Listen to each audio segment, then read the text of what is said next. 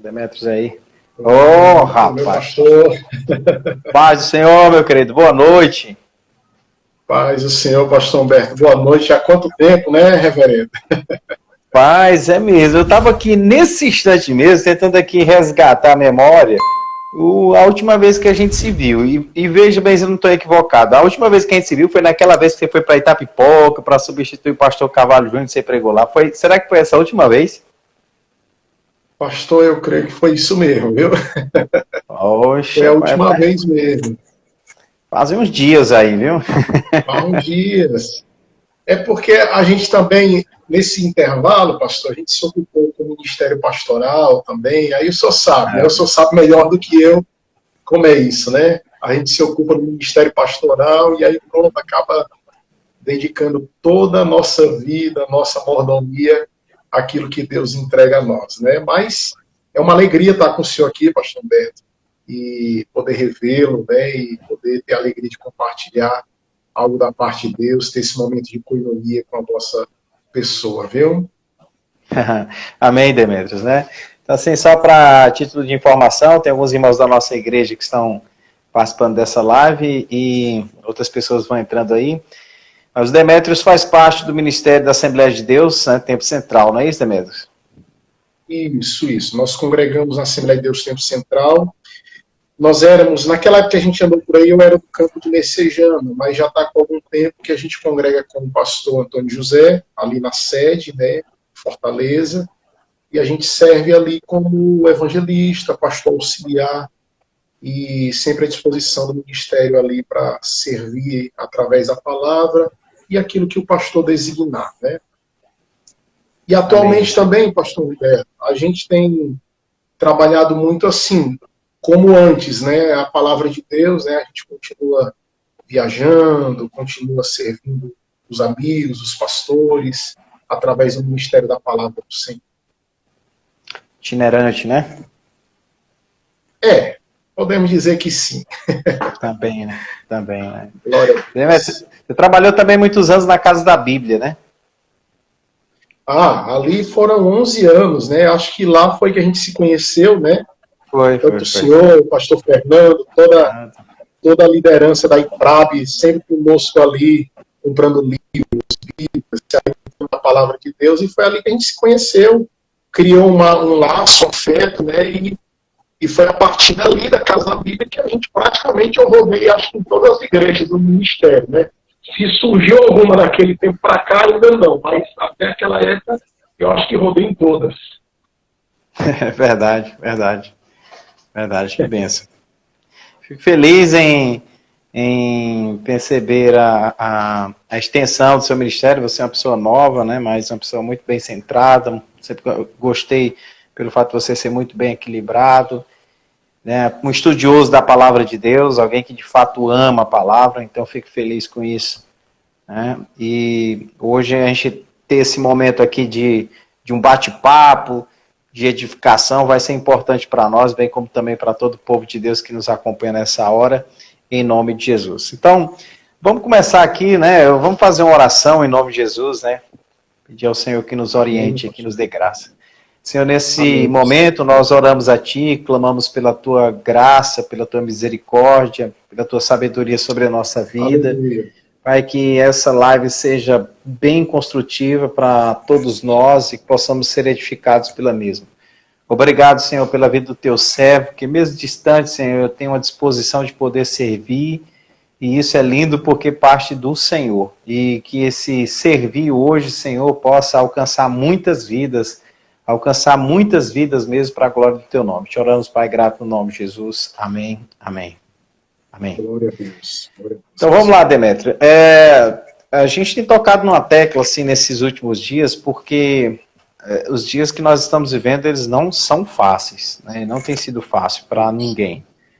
Ouvi até alguém falar, dizendo assim, alguém falando aí há algumas semanas atrás, assim, esse é um tempo para a gente perder, a gente tem que aprender a perder. Aí ele vai falando em várias situações, né? Concordo com ele em alguma medida nessa tese, acho interessante a colocação. Mas quando a gente começa a ver sobre a questão do povo de Deus de maneira geral, né, a gente vê o Deus que criou todas as coisas, o Deus que amou, Aí quando eu digo assim, a gente que vê, são as pessoas que vão ouvindo essa mensagem e vão acreditando nesse Deus, que é o Deus que fez todas as coisas, de fato, Deus que amou, o Deus que quer o bem das pessoas, que quer o melhor para as pessoas. Só que agora, deparando com um texto que a gente até compartilhou com você atrás, né, em 2 Crônicas capítulo 7, versículo 13, vai falando justamente sobre eventos que poderiam surgir justamente pela vontade perfeita de Deus, né? Vontade, vou dizer assim, não só vontade, o desejo, a designação, né? O decreto de Deus, que viria algumas coisas que não seriam boas para o povo, né? Como a falta de chuva, né? A falta de alimentação por causa disso, prejuízos horrendos, até doenças, enfim, tantas coisas. É aí que a gente começa a perceber o seguinte, né, que às vezes entra em choque algumas pessoas, em crise, sobre a soberania de Deus e o avanço daquilo que no nosso entendimento acreditamos ser o mal. Puxa, mas como que Deus, sendo soberano, criador de todas as coisas, fez tudo, ele é bom, ele permite que exista avanço do mal e que esse avanço do mal, de alguma maneira, aflige até mesmo o próprio povo de Deus. É uma situação assim, né, que para alguns é um choque. Por causa disso, alguns nem querem falar sobre soberania de Deus. Alguns não querem nem comentar sobre isso. Mas vamos trabalhando aqui esse tema aqui nessa noite, em nome de Jesus. Amém. Pastor, é uma temática assim, muito forte, muito interessante. E a gente tem debatido isso constantemente desde o início da pandemia, com o advento das lives, a gente tem debatido muito isso, né?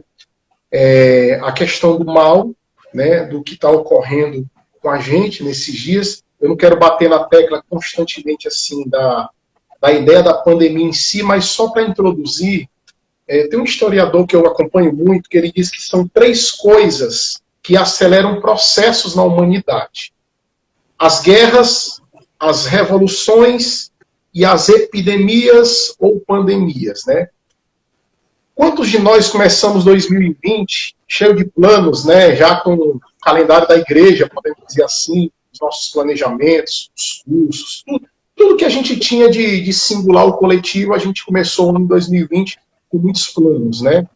Na verdade, não foi erro nosso. Na verdade, porque eu vejo algumas pessoas dizer, cadê os pastores que profetizaram que seria o ano da nossa vida e tal? Aí vamos entrar na ideia da soberania de Deus, né? Mas, na verdade, a questão da pandemia, ela acelerou um processo na vida da igreja, na vida de cada um de nós.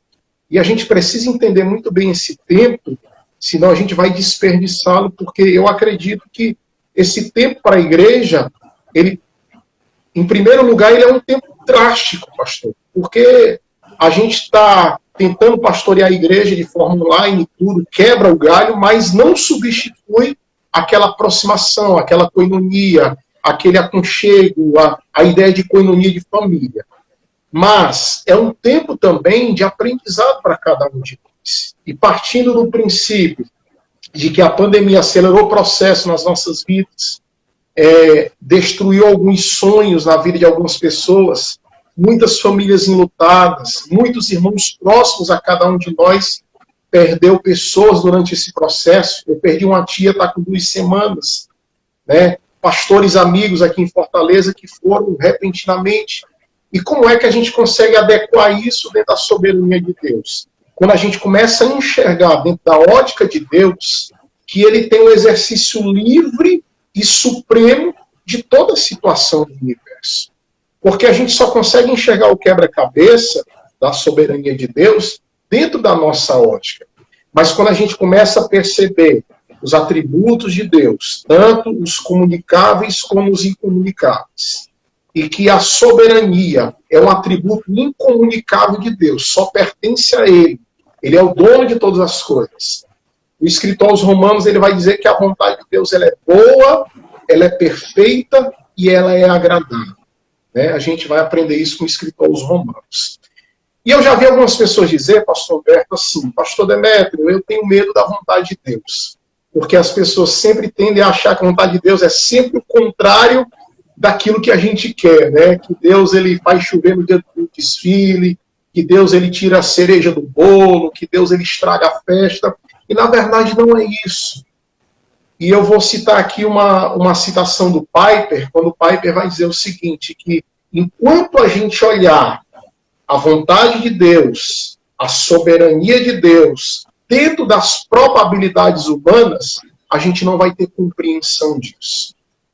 E aqui a gente não vai ter uma compreensão muito concreta. Na verdade, nós só iremos entender quando nós chegarmos lá. Mas a ideia da soberania de Deus, partindo disso, é a ideia de que Deus ele é supremo. Deus ele faz as coisas do jeito que lhe apraz. Deus ele olha as coisas dentro do quebra-cabeça na sua ótica. Deus ele é atemporal, ele não olha o passado, o presente e o futuro separadamente. Ele consegue ver todas as coisas, e enquanto a gente está preocupado com o presente, Deus já está lá no futuro preparando para nós, Deus já está mexendo em tudo para que a igreja, única e exclusivamente, ela possa avançar e ser vitoriosa para a glória do nome do Senhor. É uma temática interessante, viu, pastor? Eu creio que tem muita coisa boa para nós hoje à noite aqui, viu?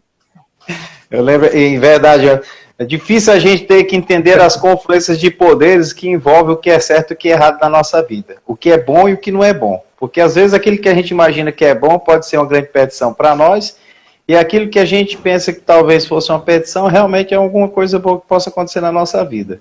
Nesse sentido, a gente não entende nada, mas Deus sabe tudo. Como Davi chega lá em Ziclague e ora a Deus assim, Senhor, eu vou ou não vou? Eu vou pegar minha família, eu vou pegar ou não vou? Aí o Senhor fala, vai porque você não vai perder ninguém. Então Deus, ele sabe todas as coisas mesmo, né?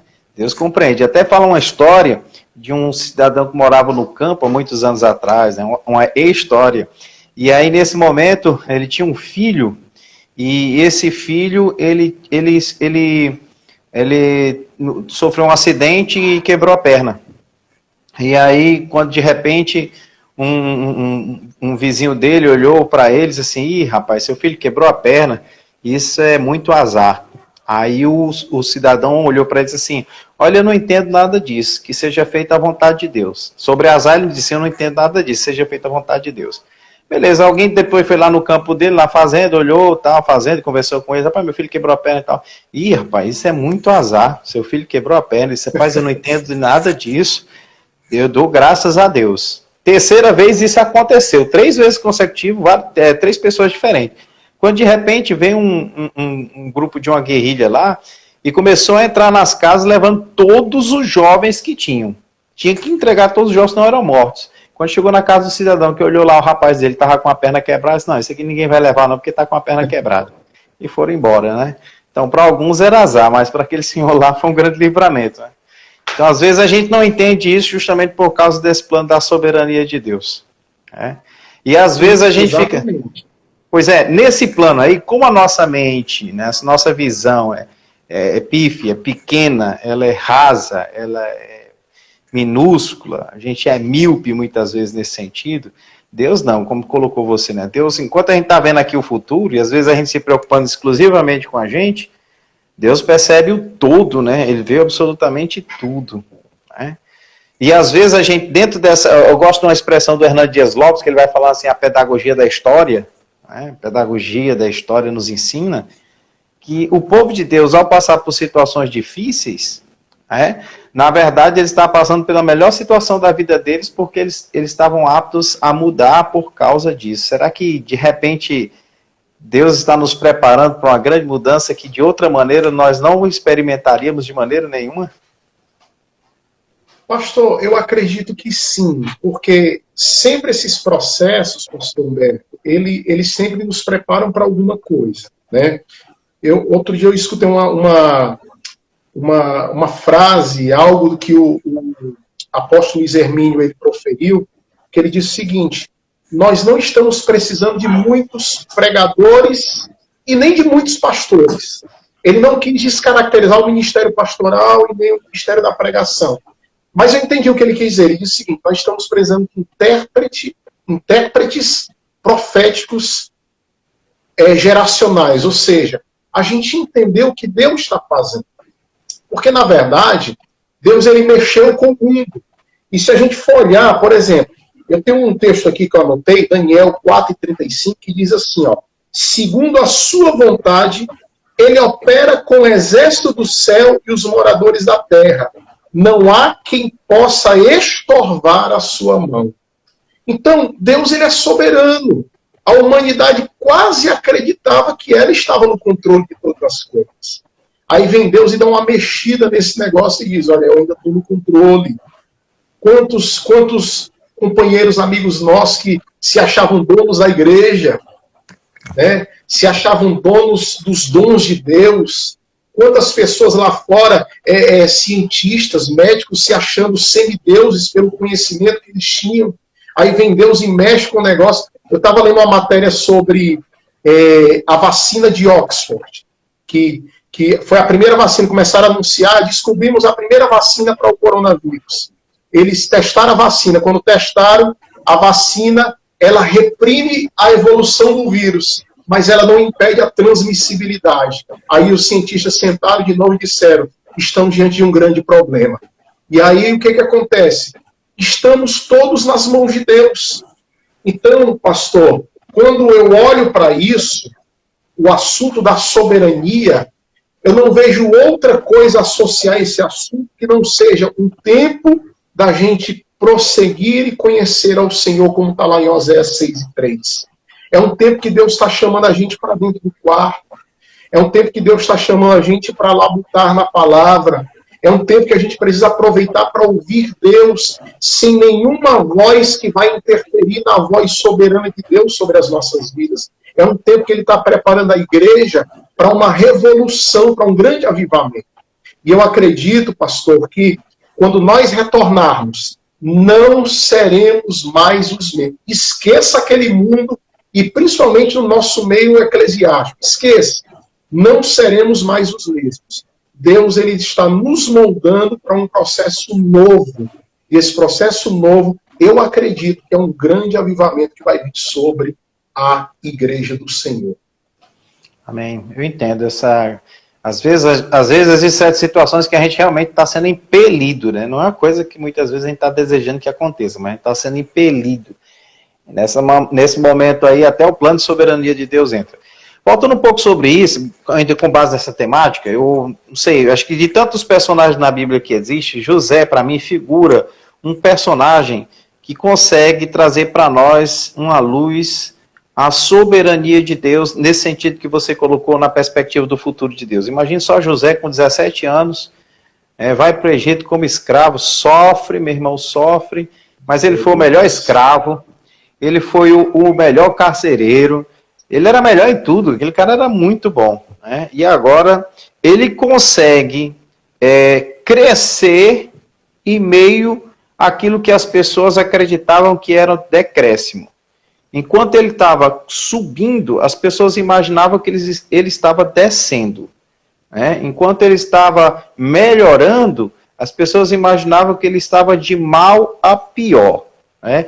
E até a julgar. Imaginar que algumas pessoas imaginavam assim, José se diz uma pessoa de muita fé, como de fato era, porque ele temia o Senhor, eu fico imaginando como que ele poderia, ou as pessoas próximas a ele poderiam, ter essa sensação conflitante. Né? Porque imagine só, Deus fala para José uma coisa, e logo após Deus falar alguma coisa, na vida dele acontece tudo ao contrário. Parece, né? Parece que tudo ao contrário. E aí... Pastor, vou te contar, né? Permanecer firme ali. A gente teve uma live com o Saulo Porto, que ele falava muito sobre o propósito. Aí é importante entender os propósitos. Talvez seja isso que o Luiz Hermínio falou, que você entendeu. Poxa, a gente precisa de pessoas que consigam fazer uma leitura correta, ter essa interpretação, né, da vontade de Deus, porque permanecer no propósito, quando as coisas parecem de mal a pior, quando as coisas parecem estarem tudo desorganizado, mas na verdade está tudo na mão de Deus. Se chegar essa fé aí, pastor, conta aí para nós aí como é esse processo aí, pelo amor de Deus. Meu pastor, olha, tem uma frase de Spurgeon vai dizer o seguinte, que não há atributo mais consolador para os seus filhos do que o da soberania de Deus. Porque a soberania de Deus, ela nos mantém firmes no dia da adversidade, né? Esses dias eu tenho estudado muito sobre José, né? E José, ele é o maior exemplo da soberania de Deus, assim, para mim, no Antigo Testamento, né? O cara tinha tudo para ser o cara mais tóxico, o cara mais derrotado, mais deprimido, né? Porque ele começa ali meio que ingenuamente, né? Recebendo as promessas de Deus, mas entregando, compartilhando, e não era a hora dele compartilhar, e ele passa por todo esse processo que o senhor já falou aí com muita maestria, mas ele consegue entender a soberania de Deus, porque a soberania de Deus, ela não se limita a nós. A soberania de Deus, ela envolve pessoas, ela envolve mordomia com pessoas. Eu falava ontem numa live com o pastor que Deus, ele é soberano, inclusive, para chamar, mas quando ele nos chama e exalta, não é para eu colocar um troféu, uma coroa na minha cabeça e achar que eu sou o maior, não. A nossa mordomia é para servir pessoas.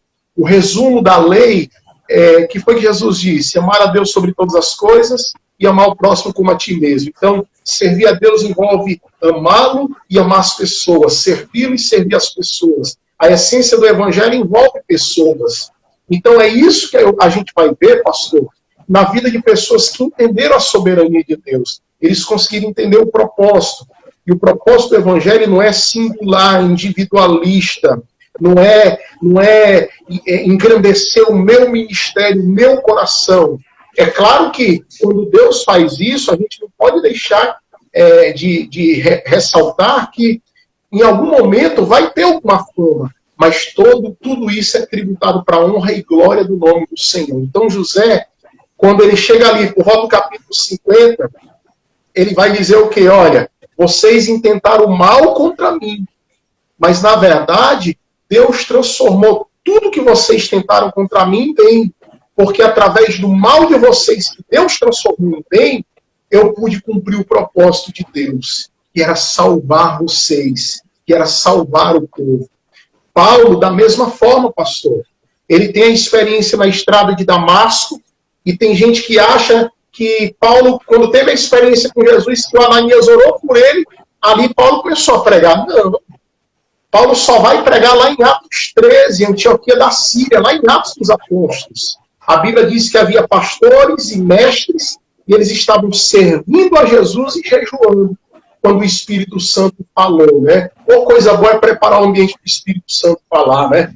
Verdade. Ou coisa boa é quando a gente prepara esse ambiente, né? Então, quando chegou o tempo do apóstolo Paulo, o Espírito Santo, ele interrompeu a reunião e disse o seguinte: ei, peraí, agora quem vai falar sou eu.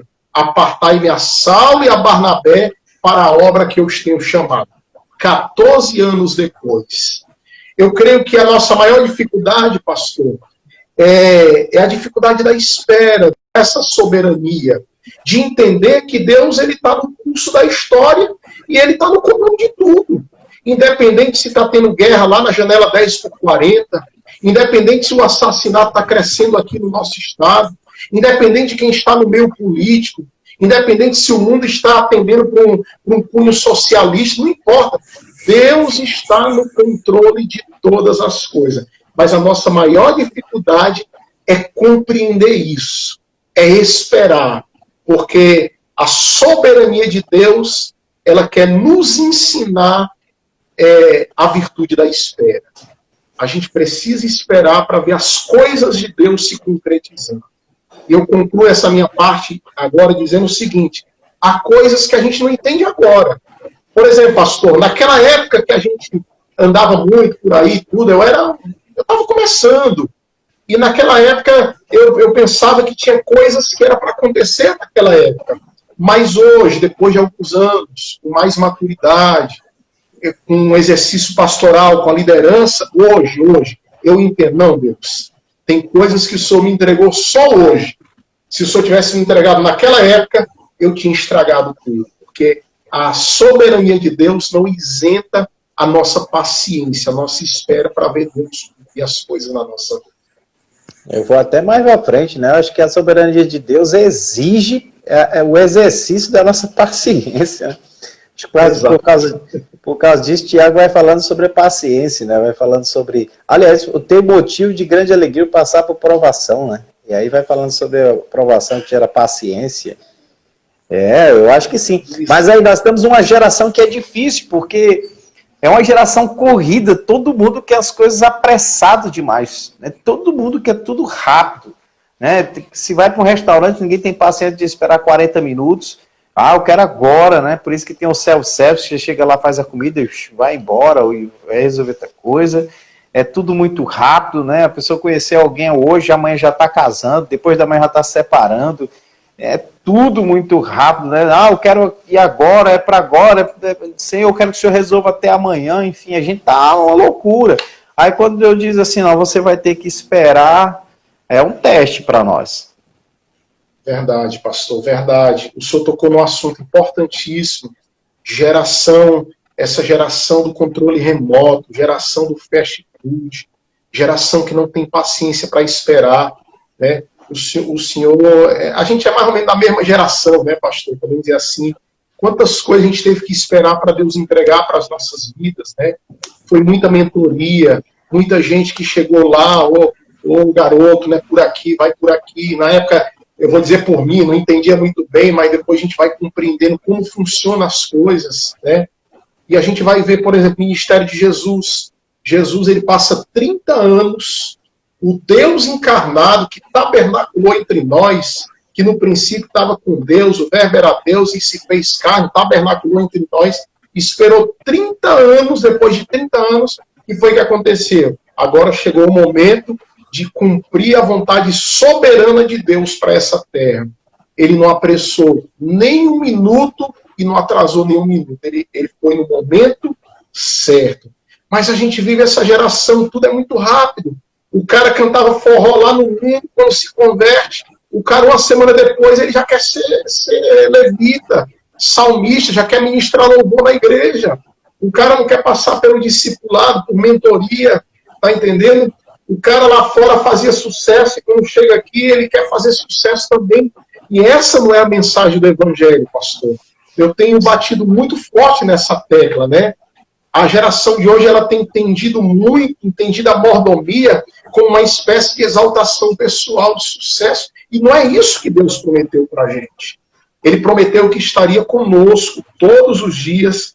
Lá em João 17, Jesus, quando estava orando a oração sacerdotal, Jesus disse assim: Pai, e a vida eterna é essa, que conheçam a Ti como o único Deus verdadeiro. Que a vida eterna é conhecer a Deus, querido. É conhecer a Deus na sua igreja local, é conhecer a Deus através do teu líder, do teu pastor, através da tua líder, através do teu discipulador, é conhecer a Deus através da comunidade. Então, acho que são esses valores que Deus está resgatando dentro de nós. Eu vejo muita gente dizer assim, pastor, não sei se já chegou para o senhor, pastor, que saudade dos cultos na igreja, mas quando tinha culto ele não ia. Quando os cultos estavam acontecendo lá, ele não estava presente.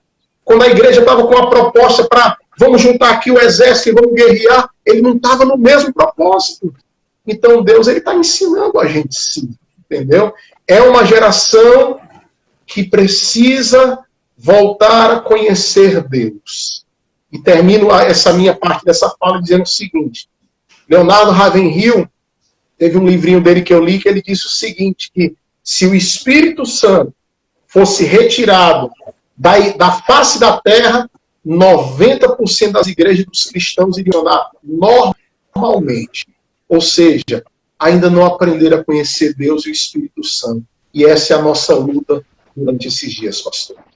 O Ravenhill também pega pesado, né? Diz que um pregador que não ora 2 horas por dia não vale um vintém, né? Rapaz, é um profeta, né, pastor? Profeta. Foi. Demetrio, vamos ainda dessa linha aqui, porque você conhece muitos pastores, você conhece muitos líderes, você conhece muitas pessoas habilidosas, pessoas talentosas, pessoas inteligentes, pessoas que sabem entrar, sabem sair. Mas isso não são ingredientes suficientes para algumas coisas no que diz respeito ao ministério. Alguém pode ter muita habilidade, mas talvez não é agora o fato de ser pastor, de ele estar na frente de um rebanho e tal. Davi soube esperar isso mais de 20 anos, né, para ser rei legal, depois de ser ungido a primeira vez.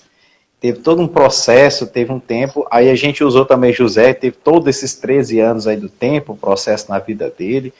Você acha que, de alguma maneira, uma grande parte dessas pessoas tem se precipitado, porque eu tenho visto tantas pessoas naufragarem na fé, naufragarem no ministério, parar no meio do caminho, desistir, puxa, já vi cada coisa assim que deixa triste o coração da gente, literalmente triste. Será que as pessoas elas não têm entendido, não têm entendido o tempo, não têm se submetido aos processos, querem atingir de qualquer maneira aquele ideal, ou aquele, para alguns deles, um patamar, enfim, alguma coisa assim, e quando chega lá não tem condições de ser legitimado naquele lugar, porque faltou os processos lá atrás, faltou alguma coisa que ficou para trás e não prestaram atenção. Será que a gente está mais ou menos assim? Pastor, acredito que os processos, como disse Tiago, ele vai gerar experiência, né? A experiência vai gerar esperança, né? Então, na verdade, esperar, eu acredito que eu falo é um dom, não no sentido carismático da coisa, mas a gente precisa voltar a despertar isso dentro de nós, né? Eu lembro muito de Abacuque, uma oração que ele fez. A gente sempre se lembra de Abacuque quando ele faz a oração, Senhor, viva a tua obra, tal. Mas Abacuque fez uma oração que quase ninguém se lembra. A gente falando muito nessa questão da exaltação, do processo e tal. Ele disse assim, Senhor, faz os meus pés como os da corça, para que eu ande nos lugares altos. Né? Se a gente pegar a figura da corça, do íbex, que no original no hebraico é o íbex, né? Os cervos, depende da tradução, mas no hebraico é o íbex. Ele consegue andar, não importa qual seja o declive da montanha, mas ele consegue andar nos lugares altos. Porque eu acredito, pastor Humberto, que uma coisa é você chegar nos lugares altos, outra coisa é você permanecer andando nos lugares altos. E eu acho que essa é a grande questão. Muitos de nós queremos os lugares altos, só que nós não estamos com os pés preparados, né? E Deus precisa nos preparar. Uma vez eu ouvi o pastor Jorge Linhares na conferência, eu tive o privilégio de participar dessa conferência, ele estava ministrando, e ele disse o seguinte, irmãos, até para Deus nos exaltar, nós temos que estar preparados. Porque se o tempo chegar e a gente estiver despreparado, vai ser só uma coisa rápida. A gente vai chegar ali e pronto, acabou, não vai acontecer nada. Então, a gente precisa preparar os pés preparados, porque os lugares altos, muitas das vezes, pastor, eles são escorregadios. A gente precisa pedir sabedoria a Deus, como Salomão pediu, saber entrar, saber sair, saber o momento de falar, o momento de estar em silêncio. Então, ministério, pastor, é multifatorial. Na verdade, ministério não existe uma fórmula, né? Aquilo que de repente deu certo para o senhor pode não dar certo para mim e vice-versa, mas existem alguns princípios que são inalteráveis, né? E esse princípio da dependência de Deus, a soberania de Deus, esse princípio de depender em oração. E eu vou dizer uma coisa que outro dia o pastor Antônio José falou para nós. O pastor Antônio José disse o seguinte, irmão, a obra vai ser sempre maior do que a nossa capacidade. Sempre. A gente nunca vai dizer o seguinte, eu estou preparado para essa obra, não. Sempre vai ser maior do que a nossa capacidade. É por isso que nós recorremos em oração. É por isso que a gente tem que se aprofundar em conhecer Deus, em investir num coração íntegro. É aquilo que eu li um dia desse, agora recente, um livro do Ronaldo Lindório, que ele fala sobre liderança e integridade. Né? A gente está no tempo em que a integridade não é mais tão valorizada como era antes. Né? Acho que o senhor lembra dos modelos pastorais nossos de antigamente, era o quê? Era um homem simples, pacato, mas era um homem íntegro, inteiro, cheio de Deus. Né? A gente meio que transformou o ministério pastoral numa administração de tantas coisas e a gente parece que tem deixado de lado a integridade. Então, eu acredito que dentro do assunto que a gente está debatendo, pastor, ministério envolve muito isso também. O labor da integridade, da oração, do conhecimento de Deus, de conhecer Deus e fazer a sua eterna vontade. Você falando sobre isso aí, lembrando que questão de pastores, a gente precisa ter muito cuidado com o que a gente ouve, porque imagina só Davi que tinha um intento de construir um templo, de repente ele compartilha esse primeiro momento, né? E quando compartilha ele no primeiro momento ali, vem alguém, que é o profeta, que chega para ele e diz assim, não vai, meu filho, você pode fazer o que tiver no seu coração. E às vezes a gente tem esse tipo de pessoa dentro de nós porque consegue ver habilidades, talento, poder, força, inteligência, capacidade intelectual ou qualquer outra coisa, e vai promovendo. Eu sempre digo que é muito perigoso as pessoas que estão perto de nós, que ficam alimentando o nosso eu venoso. Uma vez eu preguei na igreja e falei assim sobre Caim e Abel, o Caim que tem dentro de nós. Depois o irmão foi dizer, eu não tenho Caim dentro de mim, eu não tenho Caim.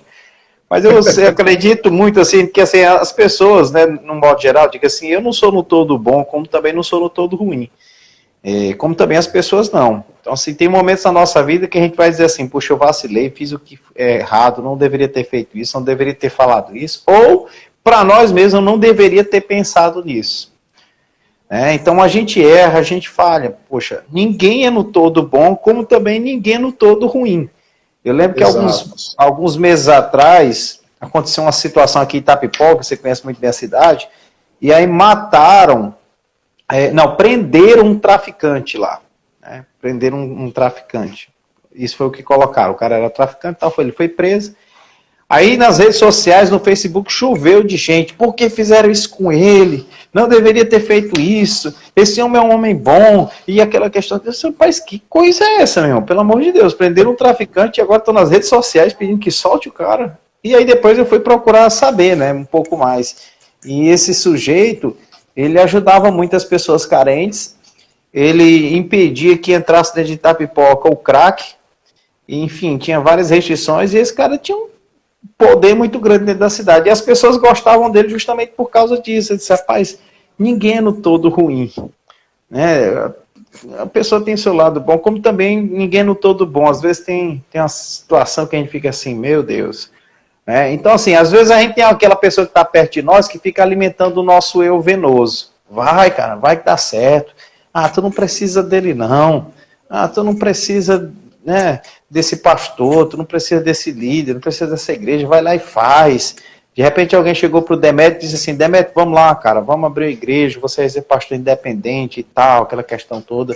De repente isso pode ter acontecido, mas isso às vezes é uma cilada do inimigo. Será que as pessoas estão com os olhos abertos? Porque nesse momento vem aquilo que você falou no início, a gente deixa de ouvir a voz de Deus, que é a vontade, conhecer a vontade de Deus, que é boa, agradável e perfeita.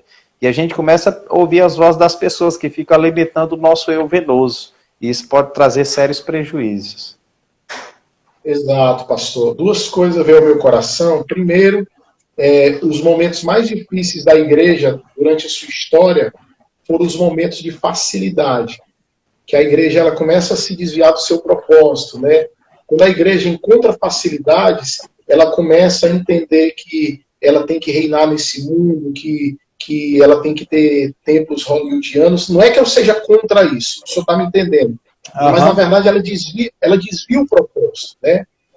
E uma outra situação, pastor, é a seguinte, não é porque Deus foi soberano em nos escolher. Você lembra de Jesus? Quando Jesus ele foi escolher os 12, a Bíblia diz que ele passou a noite em oração e escolheu os 12. Dos 12... O que estava mais próximo a ele no sentido administrativo, que era o Judas, a gente sabe qual foi o fim dele. Mas o que eu quero dizer? Não é porque Deus nos escolheu que significa que nós somos perfeitos. Muito boa sua colocação. Todos nós temos um cair dentro de nós. Por exemplo, entre os 12, dentro da psicologia, se a gente fosse analisar o perfil psicológico, psiquiátrico, não sei, de cada um deles, nenhum tinha condições de ser discípulo de Jesus. Primeiro que a escolha de Jesus, eu não posso dizer que ela foi errada, ele passou a noite em oração. Quando ele escolheu, a Bíblia vai nos mostrar, irmãos, perfis, temperamentos, personalidades totalmente contraditórias. Havia um zelote e havia um cobrador de impostos. O zelote ele fazia parte de um partido político ali por volta do primeiro século, que eles eram inimigos de Roma. E havia um cobrador de impostos que trabalhava para Roma, ou seja, eles eram inimigos mortais entre si. Os zelotes eram conhecidos como o homem das adagas, o homem das batalhas. Só que o que foi que Jesus fez? Jesus pegou esse povo todo, cheio de defeito, cheio de falha, e disse, olha, agora vocês vão me seguir, vão ser pescador de homens. E colocou os 12 juntos e começou um processo de mentoria. Então, o processo de mentoria parte de Deus. Quanto a mim, eu sou cheio de falhas, mas eu posso dizer, eu estou nesse processo de mentoria. Eu estou debaixo da escolha soberana de Jesus no processo de mentoria. Ele está me adequando, ele está me ensinando, ele está trabalhando sobre a minha vida. E é aí, pastor, que é justamente isso que eu queria entrar no assunto, que nós podemos errar. Porque às vezes a pessoa olha para os talentos que ela adquiriu durante esse processo de mentoria, olha para a mordomia que ela recebeu, que é altíssima, olha para os dons carismáticos que Deus deu e diz, já estou preparado. Eu lá preciso de alguém para me pastorear, para me dar cobertura. Vou abrir uma igreja agora, vou fazer isso, vou seguir meu rumo. E não é assim que Deus trabalha. Eu disse para alguém um dia desse, olha, a minha live, ela pode ser a palavra de Deus, mas ela não substitui o culto congregacional da tua igreja local. Você tem que estar debaixo da cobertura do teu líder, do teu pastor. É ele que põe a mão sobre a tua cabeça, é ele que ora, é ele que chora pela tua vida. Porque a gente está vivendo esse tempo, pastor. As pessoas estão meio que perdidas, algumas, não todas. Eu já assisti a live do fulano de tal e eu não vou participar do culto da minha igreja. Não. Se não tem nenhum trabalho da sua igreja, glória a Deus, você vai ser edificado pela palavra. Mas entenda que você tem um pastor, tem um líder na sua vida. E eu acho que esse resgate da liderança, ele está acontecendo nesse processo também, pastor. Por quê? Porque durante esse processo, e aqui eu não estou falando mal dos pregadores, mas eu estou querendo dizer o seguinte, que nesse processo, quem é que está trabalhando, quem é que está dando alimento para as ovelhas, quem é que está consolando os enlutados, quem é que está levando cesta básica para quem não tem, quem é que está ajudando? É o líder local. Então, glória a Deus. Sabe o que vai acontecer depois desse processo? Vai haver uma restauração, vai haver uma valorização, eu estou acreditando assim, do ministério pastoral, do ministério local. As pessoas que olhavam para o pastor e de repente diziam assim, eu estou precisando de outro alimento. Eles vão ver que o que sustenta a vida deles é o arroz com feijão que eles recebem lá na igreja e não o caviar que vem de fora, que às vezes vem estragado e a gente não sabe como, né? Então eu acredito, pastor, que esse processo, a gente está vivendo essas situações. Somos falhos, somos pecadores, estamos debaixo da soberania de Deus, sendo mentoriados por Ele, mas a honra e a glória é dele, porque o projeto vem de Deus para as nossas vidas. Amém. Eu acho que é um livro do Ricardo Godinho, eu li há muito tempo atrás, não atribuo a ele, eu acho que foi dele. Eu não sei se o livro é proibido, esse eu sei que foi do Ricardo Godinho. Pois é, mas não sei se é nele que ele conta uma cena, uma situação, que ele disse que convidou para um retiro um cantor que estava na mídia, o cara tinha uma performance muito grande e tal, e os jovens queriam que ele fosse para o acampamento e tal, acabou indo. E lá no meio do acampamento, rapaz, flagraram ele lá numa situação desastrosa, e aí deu aquele auê todo, aquele montinho de gente, o pastor viu e tal, e não tinha mais como, né, o cara fingir. E até que a mulher dele saiu também do lugar onde estava, do quarto, um quarto onde ela estava, e disse, agora vocês vão passar a saber quem de fato ele é. Então o cara tinha uma dinâmica maravilhosa, atraía a multidão, cantava e o povo chorava, e o povo olhava talento ali e dizia assim, poxa, que coisa linda, né, tá fazendo a gente chorar. Mas isso não é tudo, não é tudo. Eu lembro que um pastor entrou em contato comigo, mas, pastor, tem fulano de tal, que é um cantor muito famoso da mídia no Brasil, ele se converteu, pastor, e ele está indo para o Ceará, estou fazendo a agenda dele, quero levar aí na sua igreja. E você sabe que a gente sempre foi muito seletivo na IPRAB, né? O pastor Fernando sempre muito seletivo, verdade. A gente é muito seletivo. Né? As indicações, só se fosse de alguém de muita confiança da gente, até indicações. E aí, quando ele falou assim, olha, está com 7 dias que ele se converteu e o testemunho dele vai explodir no Brasil e a sua igreja pode ser a primeira. Aí eu olhei no telefone e disse assim, irmão, vamos fazer o seguinte, eu quero agradecer a você pelo contato que você teve, né? Você lembrou de mim e tudo. Mas vai por mim. O que esse rapaz tem para compartilhar para a igreja hoje é quase nada ou muito pouco. Está com 7 dias que ele se converteu. O que ele vai ter para dizer para a igreja? O que ele vai ter? E eu até disse para ele, você tenha cuidado nessas agendas que você está fazendo. Porque de repente você vai fazer ele entender uma coisa que não existe dentro do meio cristão. Não existe. Se o cara, como você colocou lá no início, o cara fez muito sucesso lá fora, isso não quer dizer que esse sucesso venha a ser do mesmo jeito aqui dentro. E aí, sempre fui muito seletivo. O pastor entrou em contato, fulano de tal. Quem é o pastor dele? Um cara que faz agenda de um cantor. Quem é o pastor dele? Tem um contato dele? Tem, pastor da igreja XX. Liguei para o pastor. Pastor, tem fulano assim, ele é sua ovelha. Pastor, é um homem de Deus. Não perde culto conosco. Está sempre presente. Tem uma família linda e maravilhosa. É um pai maravilhoso, um marido maravilhoso, uma ovelha que todo pastor gostaria de ter. Receba ele que você vai ser abençoado. Foi isso que aconteceu. Fomos ricamente abençoados. Mas tem essa referência. E a gente vive esses dias aí, pregador voando para cá. Não nada contra os pregadores. São instrumentos nas mãos de Deus.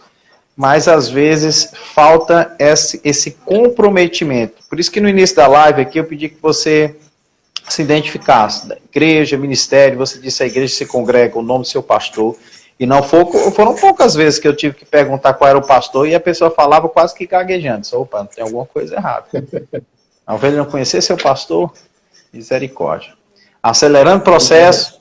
E às vezes os pastores abrem espaço para esse tipo de gente que vai gerando problemas. Eu acho que tem que saber quem é, o nome da pessoa, família, saber se é íntegro, saber se tem base, para não quebrar esses processos e crescer no seu devido tempo, em nome de Jesus. Demetrios, falta 9 minutos para a gente terminar a nossa live, cara. Vai aí para tuas... passa, né, pastor? Rapaz, voa, né? E o povo aqui tá participando aqui, né? Meu amigo Demetrios, há quanto tempo aqui? O Samuel vai colocando. Eu já estou atrasado para a mensagem aqui. Mas vamos lá. Última pergunta aí. Quando é que você vai vir no Acaraú, rapaz?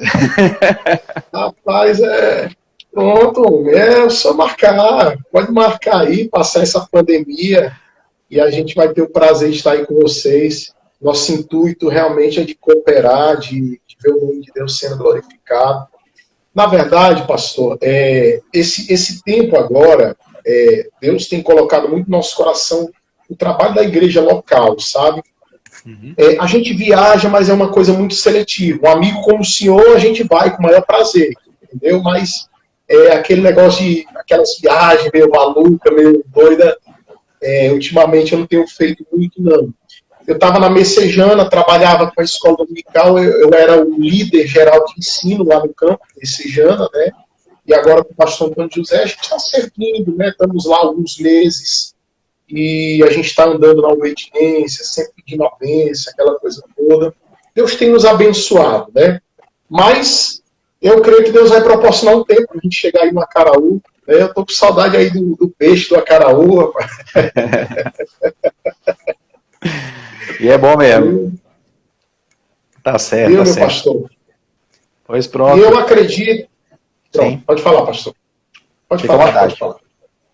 Pronto, eu estava entrando aqui no assunto, assim, falta alguns minutos. A gente entrava muito nessa ideia da pregação, da palavra, né? Eu acredito que até esse aspecto Deus vai mexer muito no Brasil e no mundo, sabe? A questão da itinerância, da pregação... Eu acredito que vai ser um tempo em que os pastores... A IPRAB é muito seletiva, eu conheço a IPRAB, mas acredito que muitos pastores eles vão ser mais seletivos ainda, pastor. Enquanto você está falando aí, está conosco aqui o pastor Wilson Júnior. Eu acho que você conhece. O pastor Wilson Júnior, ele é da Gilead. Pronto. E ele também é criterioso com o pregador, viu, meu irmão? Pensa aí no camarada. Eu fui pregar uns anos atrás na igreja dele, ele estava com os olhos desse tamanho, não me conhecia desse tamanho assim para mim. Eu disse, rapaz, esse camarada aí quer me pegar, viu? O Wilson Júnior é um amigo desde jovem. Eu me lembro do pastor Wilson Júnior, ele já jovem, né, com respaldo para indicar bons pregadores para grandes congressos aqui em Fortaleza. E Deus abençoe de forma especial, grande homem de Deus, muito seletivo. Então, pastor Humberto, eu acredito que Deus está dando uma mexida também nisso daí, entendeu? Eu me incluo também nesse aspecto, né? Eu acredito que essa ideia dos popstar, das estrelas, né? Aquela coisa meio camburiana, aquele negócio que se espalha meio que no Brasil. Eu lembro de um dia que eu fui pregar foi no Rio Grande do Sul, pastor. Fui pregar numa festa de obreiro. E eu lembro que naquela festividade de obreiro, eu fui pregar, e lá os irmãos tudo dizendo, aqui só funciona se for assim, se for assado, e não sei o que e tal. E na época eu estava bem gordo assim, aí eu disse, rapaz, para pular não dá, porque com esse corpão todo aqui eu não vou conseguir pular. E para estar profetizando mentira no altar, então não dá. Aí foi que eu disse o seguinte, eu falei, irmão, falei para aquele moço, irmão, deixa de ser menino, enquanto vocês estão querendo imitar essas estrelas aqui do sul, do sudeste, lá no Ceará, que vocês acham que a gente está atrasado, nós estamos tentando desenvolver a pregação expositiva, ensinar o povo através da palavra. Essa fase que vocês estão vivendo lá no Ceará, a gente já passou. E aí comecei ali devagarinho, pastor, a ensinar a palavra, a pregar. A primeira pessoa que caiu no chão chorando foi o pastor presidente, quando Deus começou a descer lá com autoridade, sabe? E aí daqui a pouco Deus tomou o ambiente, assim, de uma forma especial, começou a batizar com o Espírito Santo. Aquela coisa que só ele faz, a gente não faz, a glória é só dele mesmo. E aí quando terminou, o moço chegou para mim e disse assim, rapaz, se a palavra não fizer, nada mais faz. É por isso que eu acredito, pastor Humberto, na centralidade da palavra, né? Por que o púlpito é no centro? Isso vem da Idade Média, né? Ele era colocado no centro para quê? Para transmitir a ideia de que a centralidade daquela reunião só é uma coisa, a palavra de Deus. Que bênção, que bênção. Homem de Deus, 4 minutos para a gente finalizar. Dê suas considerações finais e faça uma oração por nós. Tá bom? Foi um benção demais, prazer muito grande participar dessa live, conteúdo enriquecedor para a nossa vida, de grande edificação. E a gente vai ter que ter um repeteco aí, em nome de Jesus aí, viu? Amém, meu pastor. Pode marcar que a gente vai ter um prazer, com certeza, viu? Pastor, eu quero agradecer de coração, né, essa oportunidade de poder revê-lo, né, de poder, mesmo numa modalidade diferente, né, uma modalidade online, né, mas poder revê-lo. Para mim foi muito enriquecedor estar conversando contigo, pastor Humberto. Sempre a gente aprende. Quero que o senhor saiba que sem nenhum espírito de lisonja, mas de longe eu tenho acompanhado o seu ministério, eu estou sempre ali dando uma olhada, porque a gente sempre tem que aprender com quem é referencial.